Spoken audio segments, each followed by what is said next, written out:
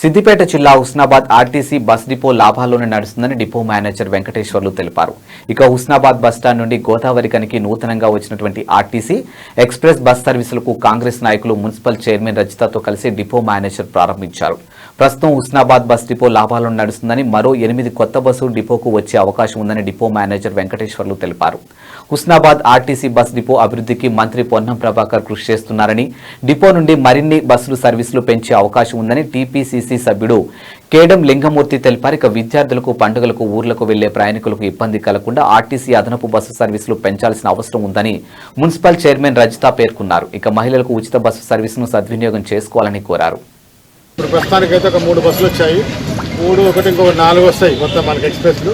అవి కాకుండా ఇంకో 8 బస్సులు కానీ మనకి ఫస్ట్ మనకే ప్రిఫరెన్స్ ఇస్తారు, మనకే బస్సులు వస్తాయి. డిపో ఎక్కడ పోదు, అలాంటి ఎంప్లాయీస్ కానీ ఎక్కడ పోదు. ఇంకా మన డిపో అభివృద్ధి చెందుతుంది చెప్తే లాస్లో లేదు, లాస్ట్ ఇంకా మనకి ఇప్పుడు ప్రాఫిట్లో వస్తుంది. మాకు నో ప్రాబ్లం, మనకి ఎక్కడ పోదు, బస్సు ఫెసిలిటీ మాత్రం ఉంటుంది. ఓకే, అందరికీ నమస్కారం. ఈరోజు హుస్నాబాద్ ఆర్టీసీ బస్టాండ్లో బస్సును ఇనాగ్రేషన్ చేసుకోవడం జరుగుతుంది. మనం ఫ్రీ బస్ అని ప్రభుత్వం ఏర్పాటు చేసింది, దానికి అనుగుణంగా మనం బస్సులను కూడా పెంచుకోవాల్సింది ఉంది.